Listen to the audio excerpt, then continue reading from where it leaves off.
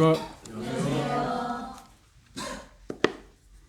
여러분들 기도해 주시고 무사히 잘 다녀왔습니다. 너무 힘들기도 하고 그랬는데,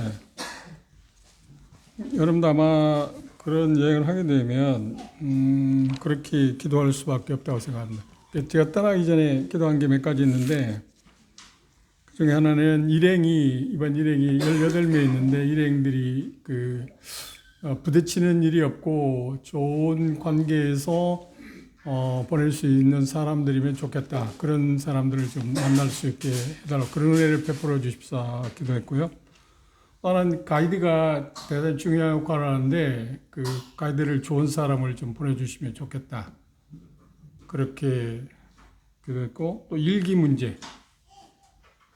여행하는데 비가 오거나 그쪽에 비가 좀 자주 내린다고도 하고, 그래서 비 오는 문제에 대해서 기도했었는데, 제 개인적으로는 하나님 임재 가운데 처음 출발할 때부터 올 때까지 이렇게 보낼 것을 느꼈습니다.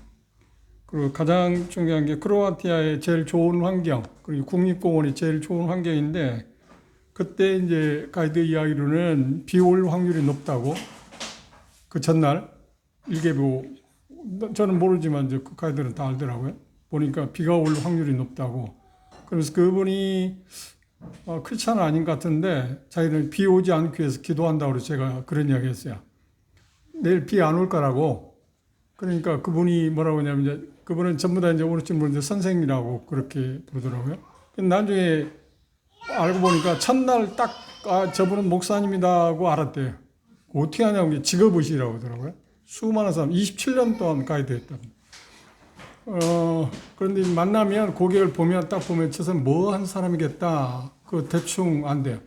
그래서 제가 물어봤어요. 어떻게 그렇게 하냐고 그러니까, 풍기는 인상이 그런 인상을 받았다. 그런데 일행 가운데 몇 분은 제가 군인이거나 아마 경찰이었을 거라고 생각해요.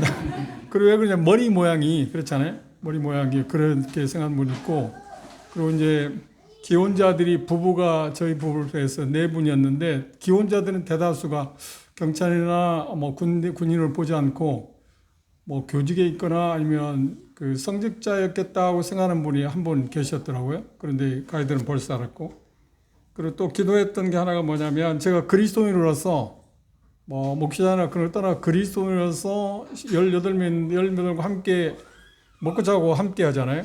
그런 가운데 그리스도의 모습을 저를 통해서 읽혀질 수 있으면 좋겠다. 그게 제 기도 제목 가장 큰 것이었는데, 하나님께서 특별히 도우셔서 그런 것들을 일행들이 다 읽을 수 있어 끝날 때 좋은 모습을 보여줘서 고맙다고, 함께 할 수 있어서 고맙다고 하는 그런 이야기 들었는데, 그게 하나님의 은혜죠. 그렇죠?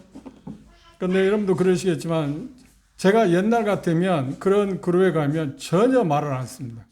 그냥 하자는 대로 하고, 뭐 말도 않고, 뭐 사무적인 이야기조차도 않고 그냥 내가 침묵하는 경향이 많았거든요. 제가 구원받기 얼마 되지 않았을 때 같으면 제가 그렇게 태도를 취했어요. 그 태도를 취했으면 그분들이 저를 볼 때 어떻게 됐을까요? 가까이 하기도 없고 되게 힘들었을 겁니다. 그런데 이제 제가 주님한테 배운 게 뭐냐면, 제가 어느 그룹에 가든, 뭐 이제까지 만난 가운데서 그 오랜 시간 동안 믿지 않는 사람과 시간 보내는 게 처음인 것 같아요. 제 기억으로는. 그런데 어느 곳에 가든 간에 그리스도인으로서 그 분위기에 해치는 사람이 아니고 오히려 촉진시키는 사람이 한다. 쉽게 말하면 즐거움을 함께 나눌 수 있는 사람이 한다고 생각을 제가 그렇게 알고 있어요. 그래서 어떤 이야기를 할 때 이제 재미있는 이야기들, 뭐 농담은 아니지만 재미있는 의미 있는 이야기들을 하니까 자꾸 웃더라고요. 그래서 왜 웃냐고 그러니까, 뭐 선생님 하시는 말씀에 다 우리 때 재미있는 이야기만 그렇게 골라서 하냐고. 그래서 뭐 평상시 그냥 그렇게 산다고 그렇게 하고 그랬는데, 그것도 하나님께서 은혜를 베푸신 것 같고. 그런데 재미있는 것은 거기에 다니면서 뭐 갔다 오시면 하겠죠. 기쁜 소식이 있어요. 뭐냐면 화장실에 물이다. 화장실이 무르다 하는 것이 기쁜 소식이에요. 참 대단히 재밌어요. 제가 환전을 얼마 좀 했는데 1유로가 얼마냐? 1750원이에요. 저는 뭐 하나은행에 오랫동안 거래했기 때문에 좀 우대를 받아갖고 1750원으로 환전을 했거든요. 일요일에 그러니까 화장실 한 번 하는데 1,750원씩 낸다고 생각하면서 우리 생각도 한 일이 없잖아요. 물도 1,750원씩 주고 사 먹어야 하고. 그리고 물도 그냥 우리는 좀 단단하잖아요. 근데 종이장 같아. 뭐 그렇게 하는데 근데 거기 가서 이제 기쁜 소식이 그래서 제가 그랬어요. 여기 오니까 기쁜 소식이 많은데 그 한국에서는 전혀 기쁜 소식이 안 들리는데 여기 오니까 기쁜 소식이 있다고 그러니까 깜짝 놀래 뭐냐고 가이드가 갈 때마다 이곳에 가면은 무료라고 할 때 그게 기쁜 소리다 막 웃음을 막 웃더라고요. 재밌게 표현하고. 근데 그러면서 제가 은연중에 그런 얘기 했어요. 세상에서 가장 기쁜 소식이 뭔지 아냐? 세상에 가장 기쁜 소식이 뭐냐? 그 언제 아느냐? 그 관심이 있으면 내가 말할 수 있다 그러니까. 그 묻는 사람은 없더라고요, 다행히. 이것도 하나 이제 기쁜 소식이다, 즐거운 소식이다 하고 그랬는데 참 재밌는 시간을 보냈습니다. 그런데 오는 날 어제 이제 오면서 점심 식사가 마지막이었거든요. 근데 계속 그냥 함께 식사도 하고 그런데 이제 특별히 오신 분 가운데 전주 분이 계셨어요. 어디서 오냐고 이제 물어보고 그러니까 전주에서 오셨대. 그래 이제 제가 이제 개인적으로 물어봤어요. 뭐 하셨다 오시냐고 교장 하시다가 정년퇴직 하신 분이더라고요. 근데 어제 계속 식사 같이 한 때가 많았거든요. 그분하고. 왜냐하면 이제 동양이니까. 그렇죠? 그래서 제가 이제 집사람이 전주다 보니까 그분들이 이제 어느 지역인지 알고. 근데 어제 점심 먹으면서 이야기하는데 보니까 우리 집사람이 여고 1학년, 2학년 동창인 거야. 그 교장 사모님이 깜짝 놀라갖고 뭐 이름이 뭐야? 그러니까 이정호. 그러니까 이름이 뭐야? 김유수. 그러고 보니까 이제 이야기하는 거예요. 그런데 집사람이 이제 결혼할 때도 제가 이제 재밌지 못한 별명이 있었는데 멸치였거든요. 정말 멸치였어요. 결혼 사진 보면 정말 정말 멸치 중에 멸치, 쌍멸치요. 그런 입장이기 때문에 학교 멀리서 그렇게 부지런하게 학교 온다고 하는 친구를 그 친구가 알고 있더라고요. 그러다 보니까 이름이 뭐냐고 게 이정옥인데, 그러니까 왜 친구네? 그리고 이제 그 집사람이 이제 그 친구 이름 물으면 뭐 김윤석이라고 하더라고요. 그래, 그 특이한 일도 있고, 그래서 특별히 그러고 다른 사람하고는 그 전화번호를 뭐 따고 하진 않았는데 그 교장 선생님하고 아내하고는 서로 이제 그런 관계이기 때문에 전화번호 서로 주고받고 해서 이제 앞으로 통화도 하고 만날 수 있는 확률이 있다고 생각하는데 그런 특별한 일도 있기도 하고 그런데 가이드는 참 좋은 사람이더라. 그 보통 실력자 아니에요. 보니까. 그러니까 우리가 알고 있는 그 코로나 3년 동안 전부 문 닫았잖아요. 근데 거기에서 살아남은 여자야. 대단한 실력자야. 뭐 하는 거 보니까 능수능란하고 상식도 정말 제가 볼 때 참 대단한 여자더라고요. 그런데 그런 여러 가지 것들 가운데 그리고 이제 비 오지 안 올 거라고 그러니까 그분이 그런 거예요. 왜 비 안 올 거냐? 내가 열심히 당신이 기도하는 것보다도 내가 훨씬 기도빨이 세다고 그러니까 그 무슨 말인지 벌써 그분은 이제 제가 어떤 일을 하고 있는 사람인지 알기 때문에 그러더라고요. 그러네요. 제 기도하다도 선생님 기도가 세겠네요. 근데 이제 비가 전혀 안 오니까 날씨가 너무 쾌차했거든요. 자, 그런 것들 통해서도 그분 나름대로 어떤 것들 주어졌을 까 생각하고 다른 분들도 그리고 이제 거기에 오시면서 검단에서 하신 분인데 사업적으로 대단히 성공하신 분이더라고요. 엄청난 건물도 갖고 계시고 그분도 이제 자주 이제 기혼자들이니까 식사 자리에 함께 앉아서 이야기하는데 참 대단히 제가 이제까지 본 목사들하고는 좀 다른 모습이 보인다. 그래서 제가 그랬어요. 그런 이야기할 때 나는 이미 다 놓았지 않느냐. 그런 게 평미로 돌아가서 살기 때문에 은퇴했기 때문에 그럴 거라고. 그런 것 같지는 않다고 하는 그런 이야기도 하고 그러는데 하여튼 그런 모든 걸 통해서 하나님께서 특별히 은혜를 베푸시다. 하나님이 어떤 임재 가운데서 예응을 했다고 하는 생각 때문에 참 감사했어요. 그리고 제가 말씀을 드렸는지 모르는데 고관절에 제가 염증이 생겨갖고 병원에 제가 한 2주 동안 아시면 알겠지만 양지 삼성병원에서 치료받은 일이 있거든요. 다 나았었는데 걷는 게 어떤 경우는 걷는데 2시간 걷는 경우가 많거든요. 걷는 게 정말이에요. 큰 성에 들어가면 그걸 전부 다 걸어서 다니는데 그리고 걷는 그 길이 여러분 혹시 알지 모르겠지만 돌이에요. 그 돌 위에 걷는 건 대단히 물론 잘 다듬어졌다 해도 울퉁불퉁하잖아요. 아무래도 야수건 깡고 그런 거 다르니까. 근데 3일째 돼서 그 고관절이 통증에서 정말 힘들어요. 한 이틀 동안 정말 힘들었어요. 그러면서 계속 기도하기를 나 때문에 일행에 문제가 되면 안 되잖아요.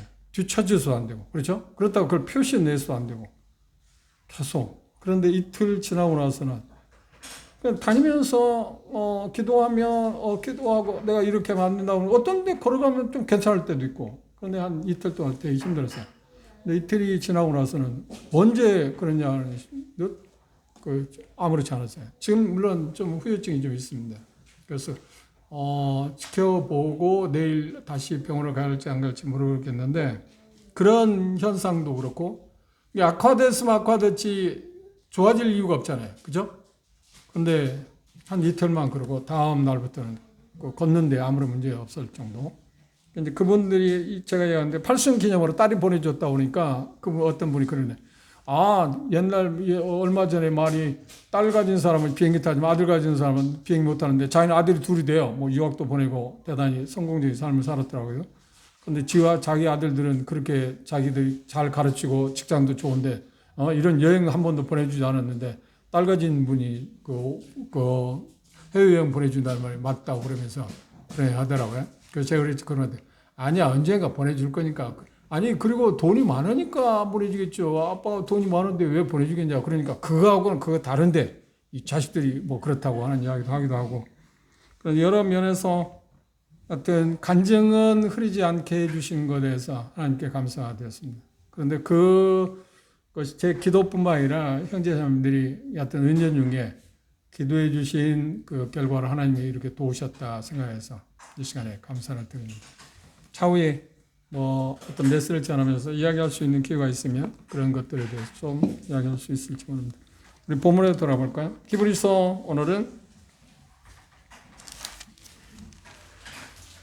3장입니다.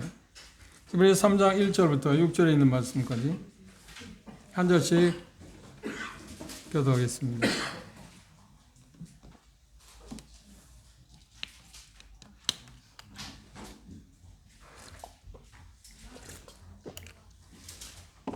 히브리서 3장 1절부터 6절까지입니다. 제가 먼저 히브리서 3장 1절 읽겠습니다. 그러므로 함께 하늘의 부르심을 입은 거룩한 형제들아 우리의 믿는 도리의 사도시며 대제사장이신 예수를 깊이 생각하라. 그는 자기를 세우기 위해 신실하시를 모세가 하나님의 온 집에서 한 것과 같이 저는 모세보다 더욱 영광을 받을 만한 것이 마치 집 지은 자가 그 집보다 더욱 존귀함 같으니라. 집마다 죄가 있으니 만물을 지키시는 하나님이시라. 또한 모세는 장래에 말할 것을 증거하기 위하여 하나님의 온 집에서 사환으로 충성하였고 그리스도는 하나님의 집을 만든 자로서 그와 같이 하셨으니 우리가 소망의 확신과 자랑을 끝까지 굳게 가지고 있으면 우리는 그의 집이라. 감사합니다. 우리는 그동안 히브리서 1장부터 이 본문에 오기까지 1장 대지들을 살펴보면 1장 1절에 4절에서 보면 그리스도께서 모든 선자보다 우월하다. 그 가운데 하나는 예수님은 직접 하나님으로부터 말씀을 받아서 그분 자신이 말씀하신 분이라고 하는 것에서 생각했습니다. 그리고 두 번째 대지가 1장 4절부터 2장 18절까지 끝절까지 천사보다 그분이 얼마나 우월하신가 하는 것을 이야기했습니다. 그리고 이제 세 번째 대제에서 3장 1절부터 이제 예수님께서 모세보다 얼마나 우월하신 분, 뛰어나신 분인가 하는 것을 이야기하는데, 그런데 우리가 생각할 때 예수님이 천사보다 우월하다는 것은 조금 어떤 비교 대상이 될 법합니다. 그런데 모세는 사람이잖아요. 그런데 모세하고 예수님을 비교한다? 그 비교 가치가 없지 않나요? 그런데 왜 히브리 저자는 모세하고 예수님을 비교하면서 예수님을 그렇게 뛰어나신 분이다, 우월하신 분이라고 설명할 수밖에 없었을까요? 그 이유가 히브리 유대인들이 모세에 대해서 생각하는 비중이 그렇게 엄청나게 컸기 때문에 그렇습니다. 그런데 우리가 알고 있는 것처럼 그것 가운데 빼놓을 수 없는 것이 뭐냐면 모세는 하나님으로부터 직접 어려서부터 태어나는 순간부터 하나님으로부터 특별히 보호를 받은 사람입니다. 우리가 히브리 11장 나중에 주일날 메시지 전할 때 알겠지만 그 아이가 태어날 때 그 부모들은 어떻게 했나요? 이게 특별한 아이임을 알았어요. 특별한 아이라는 말이 무슨 말이냐면 하나님께서 이 아이를 통해서 뭔가 일을 하실 거라는 것을 알았기 때문에 3개월 동안 특별히 보호했다는 겁니다. 그렇죠? 그리고 결과는 어떤가요? 마지막 태어나면서부터 그러고 마지막 무덤도 하나님께서 마련했잖아요. 무덤을 알 수가 없잖아요. 그렇죠? 그런 면에서 보면 히브리인들이 가히 예수님하고 메시아이신 예수님하고 비교할 만큼 대단하다고 생각할 수 있을 겁니다. 그런데 그것보다 더 큰 게 뭐냐면 모세는 구약 성경을 모세오경이라고 이야기하는데 창세부터 신명기까지 모세경을 쓴 사람이잖아요. 이게 직접 하나님으로부터 말씀을 듣고 또 직접 하나님을 대면하지 않았죠. 범인 죽음을 당하니까. 대면하지 않았지만 특별한 상황 가운데서 하나님으로부터 쓰임을 받는 사람이잖아요. 히브리인들이 모세 생각하면 가히 세상에 그 어떤 사람과 비교할 수 없는, 그러니까 그들의 시각에서 보면 모세는 어때? 신격화할 수밖에 없었다. 그렇죠? 그런 면에서 지금 히브리 저자는 히브리인들, 지금 유대교에서 기독교로 돌아온 그런 형제 자매들에 대해서 예수님에 대한 생각을 더 고치시기 위해서, 그러니까 예수님하고 모세가 비교하기 위한 게 아니라 모세보다 얼마나 이분이 뛰어난 분인가를 이야기함으로 말미암아서 그들이 구약적인 배경에서 벗어나서 신약에 생각하고 있는 그런 쪽으로 돌아오도록 하기 위해서, 그런 마음을 고치시키기 위해서 한 거라고 하는 것을 비교하고 있다는 것을 잊어서는 안 됩니다. 단순히 모세하고 예수님을 지금 비교하기 위한 게 아닙니다. 절대 비교 가치가 될 수 있는 사람이 아니지 않나요? 그런 면에서 히브리 그리스도인들, 유대인들이 모세에 대해서 생각하고 있었기 때문에 그렇게 지금 히브리 저자는 지금 비교해서 이야기를 하고 있습니다. 얼마나 뛰어나신 분인가 하는 것을 이야기하고 있습니다.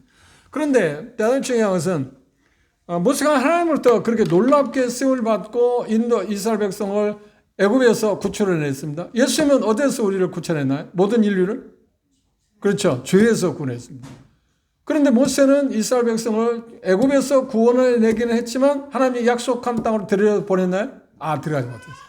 그쪽에 문제를 갖고 있습니다. 그런데 히브리 저자는 예수님이 오라하심에 대해서 언급을 지금 하고 있지 않지만 예수님은 모세는 그런 면에서 결과적인 면에서 어떤 면에서만 실패했죠. 그렇죠. 자기 온유함을 드러내지 못해 실패했잖아. 그런 예수님은 궁극적으로 히브리 그리스도인의 말을 그는 궁극적으로 하늘나라까지 여러분들 인도하실 분이다. 그런 부분들을 좀 강조하고 싶어서 그래서 지금 모세와 예수 그리스도를 이야기하고 있습니다. 그러나 1절 주목해 보시면 그러므로라는 말은 앞에서 지금 이야기했습니다. 예수님께서 성육신 되심으로 말미암아 우리가 배운 것처럼 우리에게 어떤 것들을 가져다 주었는가 후반부에서 우리가 본 것처럼 5가지 정도 이야기했습니다. 그런 것들을 종합하면서 뭐라고 하냐면 함께 하나님의 부르심을 거룩한 형제들아 우리의 믿는 도리의 사도시며 대제사장 예수를 깊이 생각. 여기 예수님에 대해서 사도다 그리고 대제사장이라는 말을 우리가 이해를 할 수 있습니다. 그런데 그분을 왜 사도라고 말했을까? 여기에서 말하는 사도라는 말은 12사도에 대한 의미가 아니고 사도의 특징이 뭔가요? 하나님으로부터 말씀을 받아서 전달하는 사람. 그렇죠? 그런 의미에서 예수님께서 인간의 몸을 입고 오셨을 때 그런 유대인들은 지금 당장에 알고 있는 것은 그분은 메시아라고 생각했지만 그분이 뭐라고요? 하나님의 아들이라는 것은 지금 믿는 일에 지금 문제가 생겼잖아요. 갖고 있잖아요. 하나님의 아들이시다. 다시 말하면 그분이 하나님이라고 하는 데 대해서는 구원을 받은 히브리 그리스도의 구원을 받은 사람은 확신하지만 그렇지 못한 사람은 그분이 예수님이 하나님의 아들이라고 믿는 데까지는 지금 미치지 못했습니다. 그래서 히브리 저자는 그분이 하나님의 아들이라는 사실을 이야기하기 위해서 지금 사도라는 표현을 썼습니다. 하나님으로부터 직접 말씀을 받아서 전달하는 사람, 가르쳐주고 전달하는 역할을 하는 분으로 묘사하기 위해서 사도라는 표현을 했습니다. 그리고 사도라고 하는 말은 어떤 선지자, 그렇죠? 그 의미, 구약 성경의 의미는. 그러면 사도라는 말은 신약 성경의 의미고, 그리고 대제사장이라고 말할 때 유대인들은 잘 알죠. 지금 대제사장의 역할이 뭘 이야기하는지 알기 때문에. 그런데 표현 가운데 보면 먼저 생각할 것은 예수 그리스도를 깊이 생각하라. 깊이 생각하라는 말은 뭐냐면 여기 표현하고 있는 것은 현재 그들이 하늘나라 여기 표현하고 있는 누구에게 그 요구를 하고 있는가요? 하늘의 부르심을 입은 형제들에 대해서 이야기합니다. 하늘의 부르심을 입은 사람들이 형제들, 그래 우리도 포함됩니다. 우리가 해야 할 일은 뭐냐면 예수 그리스도를 깊이 생각하라. 깊이 생각한다는 뭐냐? 집중적으로 창념한다. 몰입한다. 그럼 예수님은 어떤 분이라고 하는 것을 우리가 몰입할 수 있나요? 히브리서자는 그러므로 하는 말을 썼습니다. 첫째, 인격에 의해서 그분이 뛰어나다. 그리고 인격이 뛰어나다는 말이 뭐냐면 그분이 하나님이셨는데 우리가 배운 것처럼 사람의 몸을 입고 오신 분이다. 성육신. 이게 대단히 중요해요. 성육신이 중요한 이유가 뭐였나요? 그렇지. 우리를 대신해서 화목제물이 될 수 있는 자격이 그분만 갖고 있으니까. 그리고 또 하나 뭔가요? 그분이 곧 누구라고요? 하나님이시다 하는 사실. 그걸 기억해야 한다는 거예요. 생각해야 한다는 겁니다. 그런데 그에 비교해서 모세는 뭔데? 아담의 후손이지 않나요? 그리고 아담의 후손은 뭔가요? 죄인이에요. 그리고 예수 그리스도는 흠이 없는 분입니다. 완벽한 분이셨어요. 히브리 그리스도인들에게 예수님에 대해 깊이 생각하는 말이 그런데 우리도 마찬가지인데. 그리고 모세는 직분에 있어서는 어떤가요? 조금 전에 이야기한 것처럼 모세는 선지자로서 또 모세는 선지자일 뿐만 아니라 제사장 역할도 했고 통치자 역할도 했어요. 이스라엘 백성을 통치한 사람입니까? 그렇죠? 지도자였어요. 그런데 예수님은 어떤 분인가? 그분도 여전히 선지자이고 제사장이고 왕이시지만 다른 격이 다르죠. 격이 다르죠. 같은 선지자이지만 격이 다른 거죠. 이제 그런 것들을 이야기하죠. 그러니까 어떤 면에서 모세는 선지자이기는 하지만 하나님으로부터 어떤 것을 받아서 가르치고 전하는 역할을 했다면 예수님은 어때요? 직접 그분이 진리시니까. 그분은 직접 말씀하신 분이고 그런 쪽이죠. 그리고 모세는 어떤 종으로서 여술이라는 말을 신명기 33장 5절을 썼는데 일반적인 어떤 통치자의 이름을 썼습니다. 모세에 대해서 이야기할 때. 근데 예수님은 어떤 거예요? 그분은 왕 중의 왕이십니다. 우리가 계시록을 공부했잖아요. 왕 중의 왕이십니다. 예수님의 세 가지 직책이 선지자 역할도 했고 제사장 역할도 했고 왕인 역할도 했습니다. 그렇죠? 근데 모세도 그 역할을 한 건 사실이에요. 그런데 단지 제한적이었다. 그리고 범위가 작았다. 그런 차이점은 갖고는 있습니다. 그러면 첫째 생각을 왜 그리스도를 깊이 생각하라고 했을까? 그리고 왜 거룩한 하늘의 부르심을 입은 자들에게 그렇게 말하고 있는가? 그 말의 의미는 뭔가? 그것은 그리스도께서 누구인지 그리고 그분이 어떤 분인지 철저하게 숙고할 필요가 있었다. 그분의 권위, 그분의 위치, 그 영광, 그 존귀, 그 탁월하심, 그것들을 깊이 묵상하고 생각하는 것. 그래서 여기 표현한 것 한가운데 그분이 예수 그리스도께서 깊이 예수를 깊이 생각하라고 그랬어요. 그런데 예수를 깊이 생각하라고 하는데 어떤 면에서 깊이 생각하라고 했나요? 두 가지를 이야기했습니다. 사도이신 예수 그리스도, 대제사장이신 예수 그리스도. 사도라고 하는 표현을 제가 했습니다.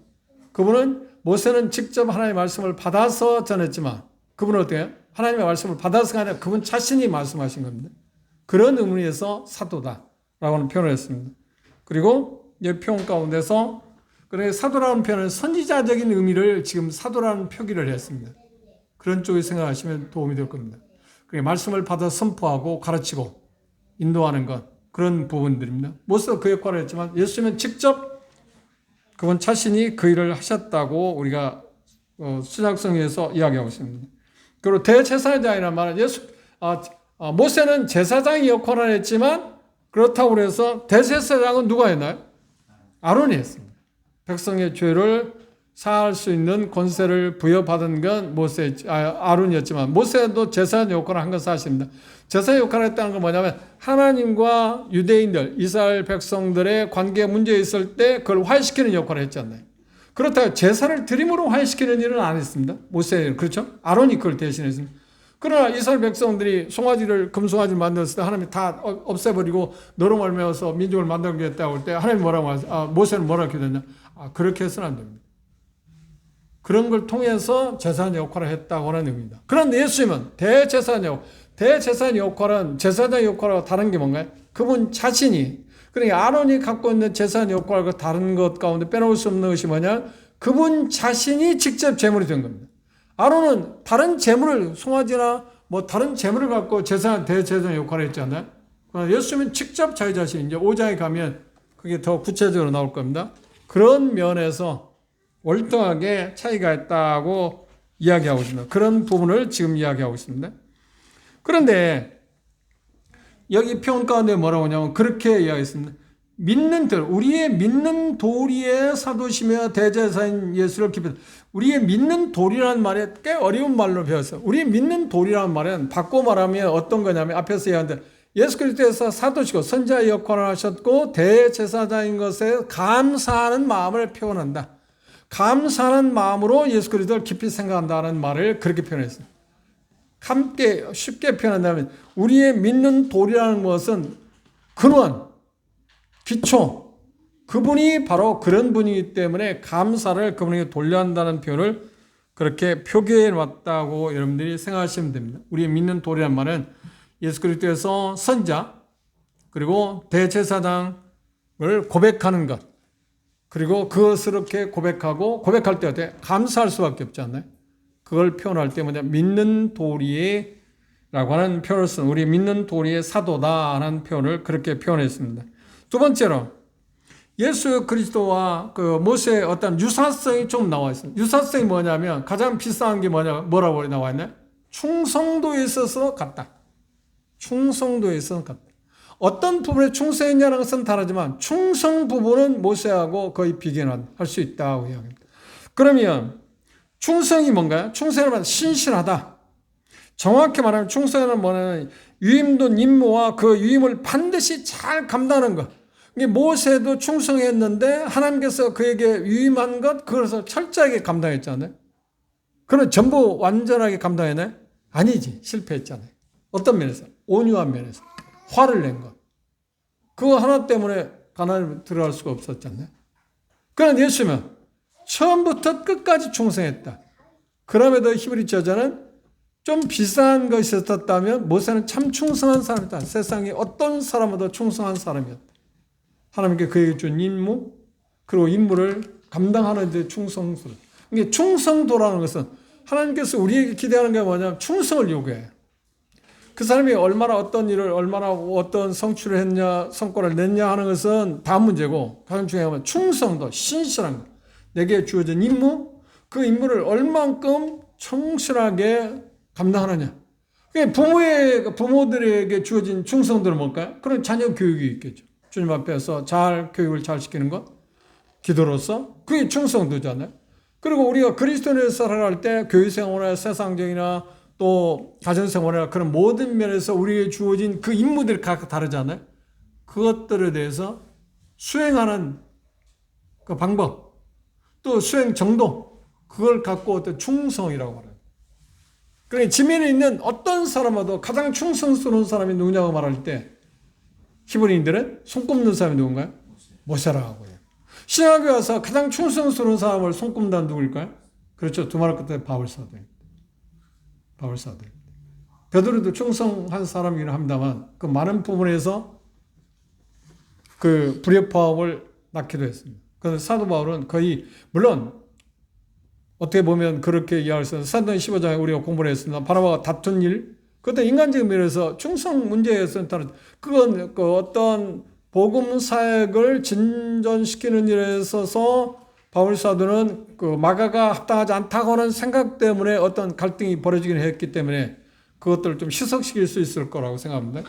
그런데 신약에서는 누구보다 충성한 분이, 주님을 위해 충성한 분이 그분 자신도 고린도후서에서 디모데후서에 이야기했잖아요. 난 달려갈 길을 다 마친 사람이다. 그렇게, 그리고 내가 주님을 본받은 것처럼 여러분이 나를 보고 그렇게 말할 수 있는 사람들, 베드로가 그렇게 말한 일인데? 아니야. 그렇게 충성했다. 그리고 사도행 20장에 우리가 본 것처럼 하나님의 은혜의 복음을 전하는 일을 어떻게 했어요? 자기 목숨도 나는 귀한 걸로 생각했죠. 목숨을 다해서, 자기 목숨을 다해서. 그래서 사도행, 요한복음 15장 그런 표현했잖아요. 그 사랑의 정도 차이를 뭐라고 하냐? 친구를 목숨을 버리는 게 이에 더 큰 사랑이 없다 했잖아요. 이게 충성도의 극치가 뭐냐면 목숨을 내놓는 거예요.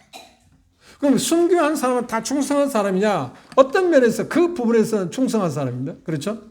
그런데 그에게 주어진 임무에 대해서 충성했느냐 안 했느냐는 좀 다른 겁니다. 그렇죠?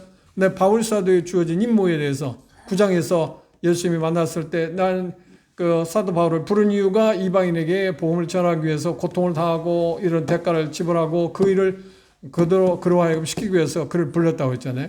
그런데 그 일에 대해서 바울 사도는 죽는 순간까지 충성한 분입니다. 이 부분에서 예수님을 우리가 닮는다고 표현할 때 우리가 생각할 때 모세가 하나님 앞에 충성한 것처럼 그리고 바울이 예수 그리스도에게 주님께 충성한 것처럼 우리도 주님께 충성한 그 모습들을 보이는 게 그것이 우리의 궁극적인 어떤 목표여야 한다고 생각할 수 있습니다. 충성 부분에서는 모세가 정말 예수님의 모습을 많이 드러냈다, 보였다고 이야기할 수 있습니다. 그래서 충성은 위임된 임무, 그리고 그 임무를 바르게 잘 감당하는 것, 그것을 우리는 충성이라 합니다. 누가복음 2장에 보면 예수님이 그것에 대해서 어떻게 실천했는가 하는 것을 이야기했습니다. 그리고 마지막 우리가 잘 아는 예수님의 충성도를 어떻게 나타내 볼 수 있나요? 십자가에 못 박혀 돌아가실 때.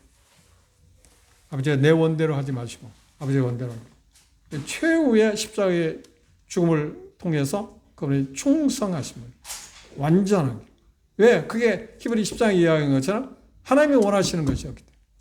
하나님이 주어진 임무잖아요. 예수님이 주어진 임무잖아요. 그걸 피한다고 해서 문제 되는 건 아니잖아요. 그런데 그 임무를 끝까지 완수하신 그래 정말 충성하신 분이다 이야기했습니다. 차이점은 뭔가요?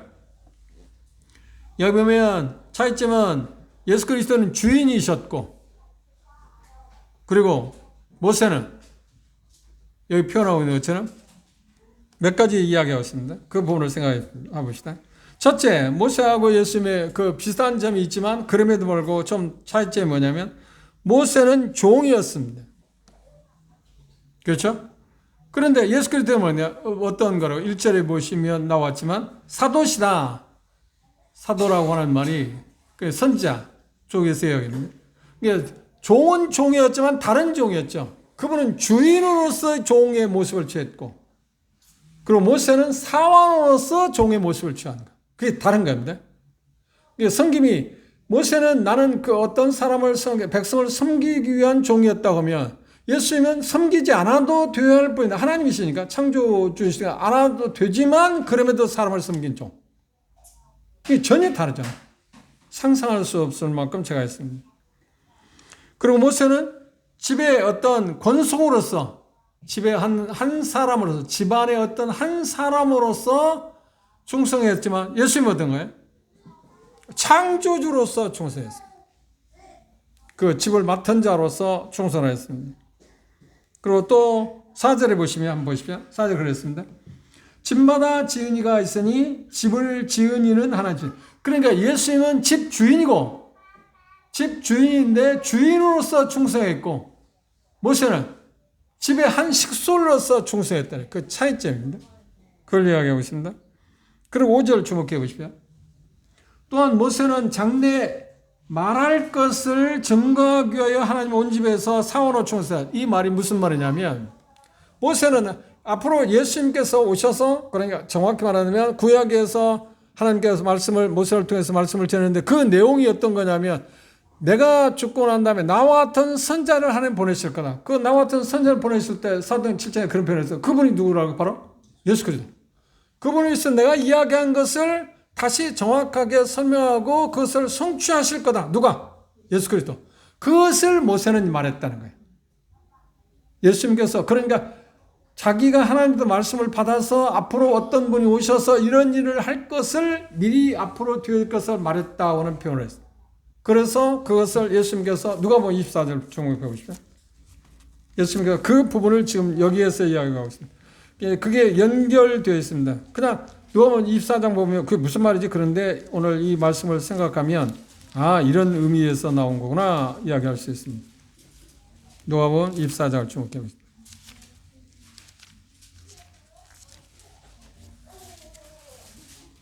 27절을 주목해 보십시오. 누가복음 24장 27절 함께 읽어볼까요? 시작.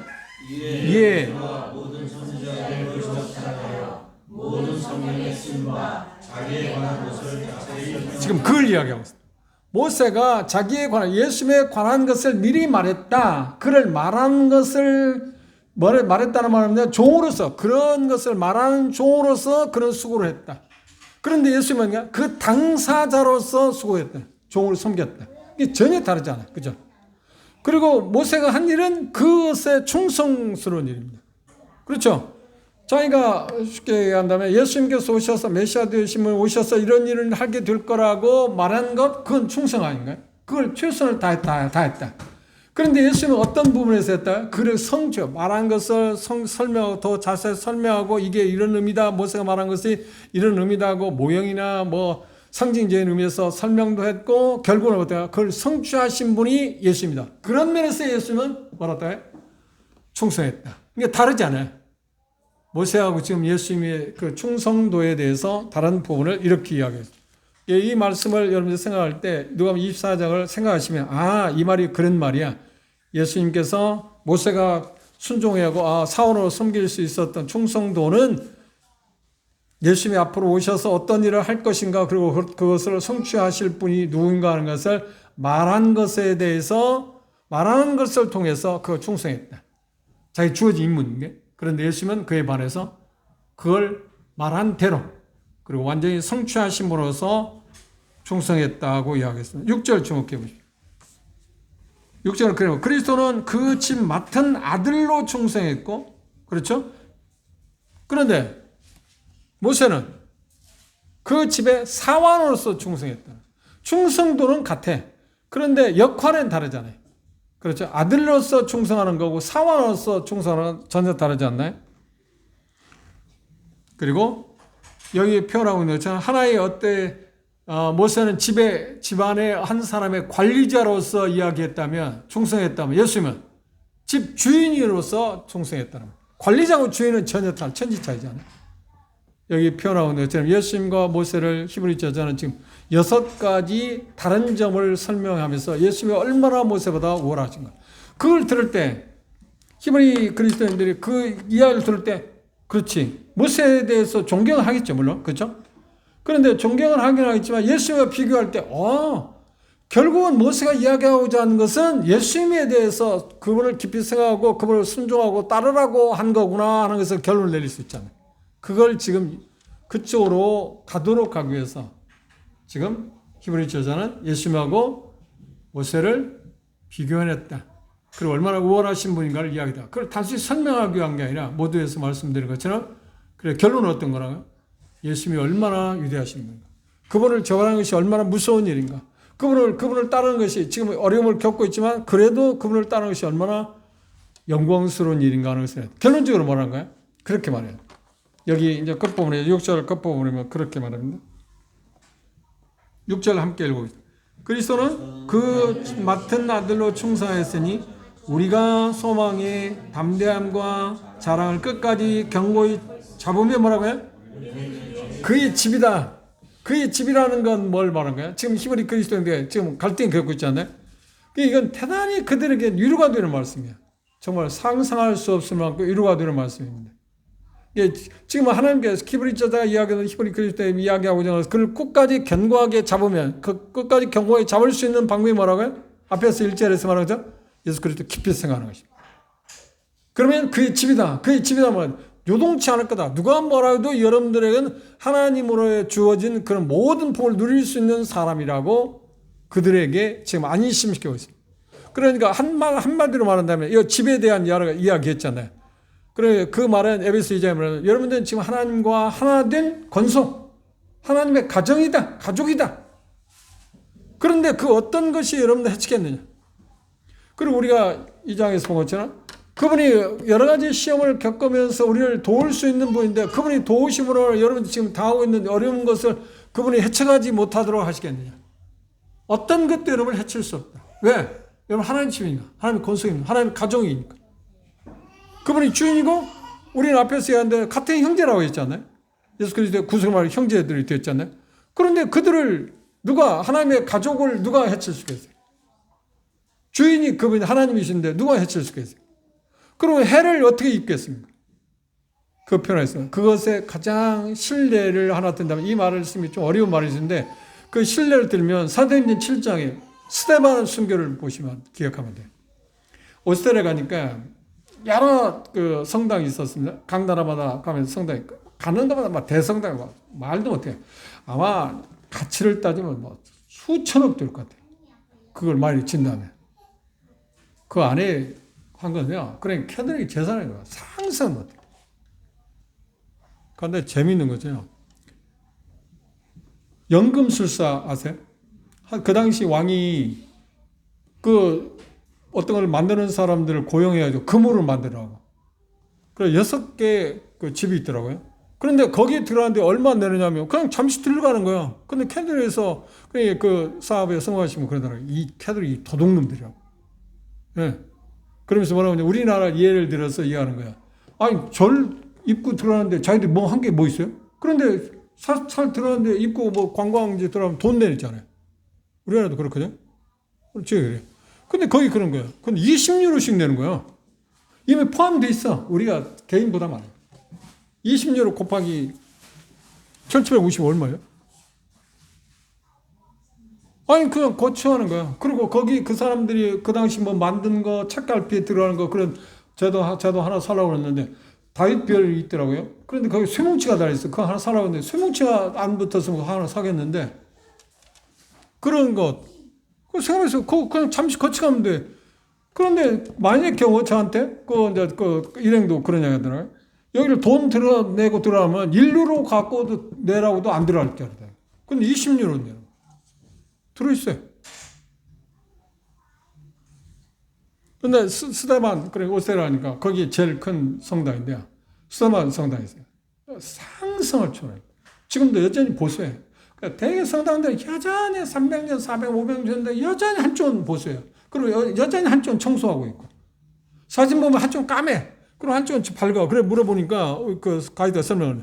그건 청소한 쪽이고 이쪽은 청소하고 있대. 계속. 근데 그림도 못 그릴 정도예요. 근데 그 돌로 그렇게 써놨거든요. 그 스테반. 그래서 한 나라에 가니까 스테반에 손목이 있어.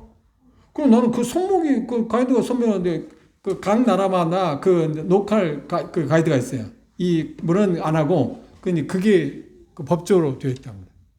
오스트리아면 오스트리아에 가면 오스트리아 그 자체의 가이드가 설명을 돼. 각 나라마다 그렇게 되어 있어요. 근데 스데반이 돼요. 스데반에서 아니 그래서 말했어요. 아니 스데반이 지금 순교회에서 언제인데 스데반 손이라고 그러니까 그 스데반 아니고 그때서 말하는 거예요. 그러니까 다른 사람이 듣기에는 아니 스데반 손목 보고 그 사진도 찍어왔어요. 손목이 왼손인 것 같더라고요. 그건 말도 안 되는 소리잖아요. 그런데 제가 다시 따지니까 그분 아니고 사도행전 7장에 스데반 순교돼갖고 이거 손적도 없는 무슨 그 손이 그 잘라서 거기 장식되어 있냐고 그러니까 그 스데반 그러니까 성이 캐톨릭에서는 자기 중요한 게 좀 의롭게 산 사람은 다 성이라고 말했잖아요. 그리고 추앙하잖아요. 그 이유가 뭔지 아세요? 그렇게 살게 하기 위해서 유도하는 거예요. 그런데 그렇게 살게 하기 위해서 유도하는데 그들이 그 자리에 경제에 오르기 위해서 얼마큼 헌신해요? 어마어마하게 자기 삶을 드린 사람이잖아요. 재산이고 뭐고. 그래야 그 자리에 간다는 거예요. 그래서 성이라는 말이에요. 그것 때문에 그렇게 만드는 거예요. 본받게 하기 위한 게 아니라 실상 우리는 어떤 사람들을 이야기할 때 본받기 위해서 하는 거잖아요. 그런데 그들은 그게 아니고 그것들을 통해 성이라는 것을 만들어주고 그 자리에 오르게 하기 위해서 수많은 것들을 지불하게 하고 그리고 캐톨릭 신자들은 나도 저렇게 되기 위해서는 어떻게 해? 그만큼 드려야 한대. 그렇게 살아야 한다. 일종의 뭐예요? 곡물 제공이라고 이야기하나요? 그런 것들입니다. 그런데 그 엄청난 그 건물을 그 어떤 그 여러 성당을 봤는데 갈 때마다 각 나라마다 대성당 다 있어요. 그런데 그 오스트리아 대성당 스데반 성당은요 정말 어마어마하더라고요. 그런데 그분을 생각하고 지금 그걸 지었답니다. 그런데 사도행 7장에 스데반은 어떤 거예요? 여기 지금 그 본문을 보십시오. 6절 보십시오. 우리가 소망의 담대함과 자랑을 끝까지 견고히 잡으면 그의 집이라는 말이 스데반에 생각하시면 이 말의 의미를 연상할 수 있어요. 스데반은 어떻게 끝까지. 그렇죠? 이미 이것이 기록되었을 때 스데반은 어떤 거예요? 순교한 직후잖아요. 순교하고 얼마 시간 흘렀잖아요. 이 말씀을 히브리 저자는 스데반이라고 말하지 않았지만 스데반의 신뢰가 이 말씀의 6절의 신뢰가 누구냐면 바로 스데반입니다. 스데반은 어떻게 해요? 끝까지 경고에 잡았어요. 죽음에 불사하고. 그렇죠? 그러면서 어떻게 했나요? 그게 집이다. 그럼 그렇지 않으면 집이 아니라는 말인가요? 그 말은 지금 말이에요. 그렇지 않으면 집이 아니라는 말이 아니라 여전히 우리가 여러 가지 어려움을 당하지만 그렇게 견고하게 우리의 소망을 견고하게 잡고 있어야 한다. 그렇게 해야만 집이 된다는 말이에요. 집이 되었기 때문에 그렇게 살 수 있어야 한다는 이야기를 생각하고 있는. 무슨 말 하겠죠? 순서가 전혀 다른 겁니다. 그래서 6절은 스데반을 여러분이 생각하시면 돼요. 스데반은 여기 표현하고 있는 것처럼 말씀 그대로 표현할 수 있습니다. 우리의 소망의 담대함. 스데반의 소망의 담대함은 순교를 당할 때 왜 그렇게 담대함이 있었잖아요. 어떤 걸 보이시나? 특별히 우리가 사도행 7장에 보면 예수님께 일어서셨다고 하잖아요. 보좌 앉아 계신 분이 일어서셨다. 얼마나 이건 영광스러운 일입니까? 소망을 끝까지 소망의 담대함과 사랑을 끝까지 견고히 잡아야 한다. 그래서 가장 신뢰가 누구냐? 스데반이다. 그렇죠? 스데반을 생각하시면 이 말씀을 이 말씀이 어떤 문제 말인가 하는 것을 구체적으로 다 모르지만 우리가 어느 정도 그렇지. 스데반이 그렇게 삶을 하나님의 집이었기 때문에 살았다. 그래서 히브리 저자는 지금 그걸 이야기하는 거예요. 히브리 그리스도인들에게. 하나님의 집의 사람들은 여러 가지 어려움을 겪을지라도 소망을 견고히 잡고 있어야 한다. 그렇게 해야만 하나님의 집이 되는 게 아니라 하나님의 집이기 때문에. 그리고 앞에서 얘기했잖아요. 하나님의 거룩한 부르심을 입은 사람들이기 때문에 우리는 그럴 수 있다. 얼마든지 그럴 수 있다는 말은 뭔가요? 예수님께서 2장 후반부에 말한 것처럼 우리가 겪을 모든 것을 그분이 겪었기 때문에 얼마든지 넉넉히 도우시기 때문에 우리가 그렇게 하도록 그런 자리, 하나님의 집으로서 가도록 얼마든지 하실 수 있는 분이다. 그럼에도 불구하고 우리가 할 일은 뭐라고요? 견고히 잡는 게 필요하다. 소망을 놓지 마라. 그 이야기를 하고 있습니다. 그래서 6절은 어려운 말씀처럼 보이지만 말씀드린 것처럼 스데반을 생각하시면 스데반이 이 말씀에 대한 신뢰다. 그렇게 생각하시면 될 겁니다. 오늘은 3장 1절에 6절에서 충성이 뭔가? 그리고 예수님과 모세의 충성의 그 면면들의 그 차이점들을 6가지 부분에 대해서 우리가 살펴봤습니다. 그래서 우리는 결론적으로 우리가 생각할 건 뭔가요? 이 히브리 저자는 말했지만 우리의 소망을 견고히 잡고 그래야만 우리에게 주어진 어떤 것도 견뎌낼 수 있다. 그리고 결국 하나님께서 모든 은혜 하나님께서 우리를 견뎌내게 하실 분입니다. 그럼에도 우리가 할 일은 뭔가요? 그렇죠. 끝까지 견고히 잡는. 견고히 잡을 수 있는 방법이 뭔가요? 그리스도를 깊이 생각하는 것입니다. 예수를 깊이 생각하는 것. 어떤 분으로? 여기 사도라는 표현보다는 선지자라는 표현이 더 옳습니다. 그리고 대제사장으로서의 예수 그리스도를 깊이 생각하는 것. 그리고 가장 중요한 건 뭔가요? 주님이 그랬듯, 모세가 그랬듯, 사도 바울이 그랬듯 우리에게 주어진 임무에 대해서 충성하는 사람입니다. 하나님이 우리에게 기대하는 것은 참 충성입니다. 다른 표현하면 신실함. 우리에게 주어진 일들의 신실함을 계속 지키는 것. 그게 우리의 꿈 아닌가요? 제 꿈이고 여러분의 꿈일 것입니다. 우리가 그런 쪽에서 실패를 자주 합니다. 실패한다고 할지라도 또 다시 회개하고 자백하고 원위치 와서 또 다시 시작할 수 있어요. 그게 하나님이 우리에게 주신 특별한 은혜입니다. 그걸 망가지 말고 계속 우리 충성하는 사람으로서 하나님께 남도록 내게 주어진 일이 적든 크든 그것이 중요한 게 아닙니다. 제가 고린도전서 공부할 때 4장에 그런 이야기 했잖아요. 그 사람의 성공 척도는 뭘로 잰다고요? 충성도에 달려있다. 결과 갖고 따지는 게 아닙니다. 결과는 그분의 몫이고. 근데 우리는 인간세에서 세상의 가치관은 뭔가요? 그분이 얼마나 어떤 업적을 이루었냐, 나타냈냐, 그걸 갖고 충성 여부를 측정하라고 하잖아요. 근데 하나님은 그걸 말하는 게 아닙니다. 우리 주어진 임무에 대해서 충성하는 것. 신실한 것. 그 부분에 대해서 우리가 꿈꾸고 더 기도하고 충성 여부에 대해서 항상 점검하면서 이 표현하고 있는 것처럼 우리의 선지자시고 사도이시고 대자이신 예수 그리스도를 깊이 생각합시다. 그러면 우리는 결국 여러 가지 시련이 오게 될 때 히브리 그리스도인들이 말하는 것처럼 우리는 하나님의 집이다. 그의 집이다. 그게 가정이다 하고 표현하면 됩니다. 집이라는 표현은 앞에서 이야기한 내용을 보면 의미를 알겠지만 우리는 하나님의 가족이야. 하나님의 가족. 그런데 우리를 누가 해치겠습니까? 그리고 하나님의 가족으로서 우리가 이 세상에 살았는데 조금 어려움을 당한다 해도 그게 무슨 대수입니까? 결국 우리가 가야 할 곳은 하늘에 있기 때문에 그걸 바라보면서 얼마 남았는지 모르지만 우리 삶을 나가는 길을 잘 경주하도록 합시다. 기도하겠습니다.